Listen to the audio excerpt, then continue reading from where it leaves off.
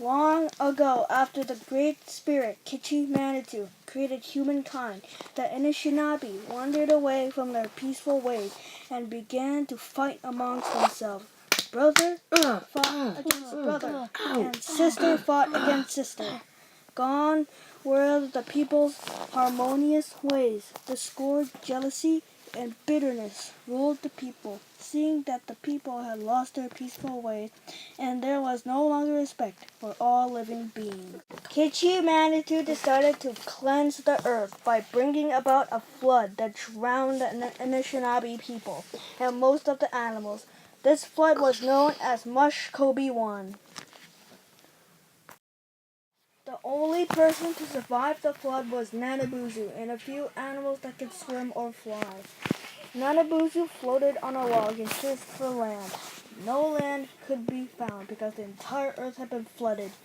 As Nanabuzu was very kind, he allowed the remaining animals to take turns resting on the log. Nanabuzu spoke and said, I'm going to dive to the bottom of the water and grab a handful of earth. With this earth, we can make a new land on which to live.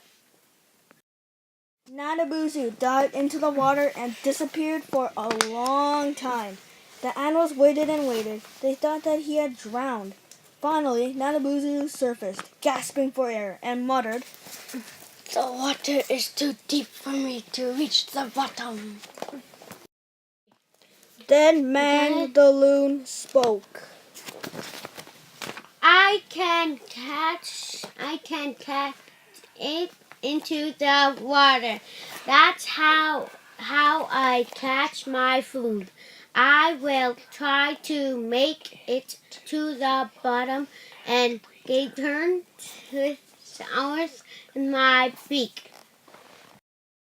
The loon made a clean dive into the water. After a few long minutes, only small bubbles of air broke the surface of the water. Finally, after what seemed like the longest time, the loon returned to the surface, weakened and out of breath. I cannot make it. There must no bottom, said the loon. Next to try was Zingbi Biss, the hell diver. Everyone knows that I can dive very well into deep water. And off went the hell diver, headfirst into the water. After another long period of time, during which the animals scanned the surface of still water, the hell diver floated to the surface, unconscious. After he was revived, he too recounted how the water was too deep for him to reach the bottom. After that, many more animals tried to reach the bottom to bring much-needed earth to the surface. No one succeeded. Even Zod Gawazi, the mink, and Mizzy K, the turtle, tried, but to no avail. Then, after it seemed that no one would be able to reach the bottom and bring earth to the surface in order to create a new beginning for all the living things, a soft, muffled voice was heard to say, I can do it.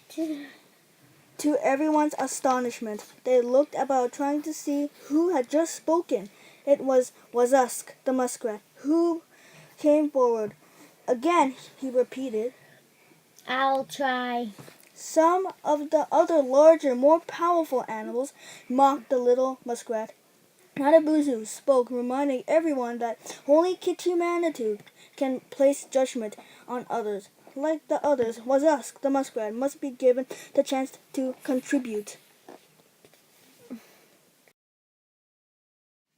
Off into the water went the muskrat. Soon the wave that formed after he dived into the water disappeared and the water was perfectly still. He stayed underwater for what was the longest time. However, underneath the water, the muskrat had indeed reached the bottom. Feeling exhausted and with his lungs screaming for air, he grabbed some earth in his paw and used all his remaining might and strength to return to the surface.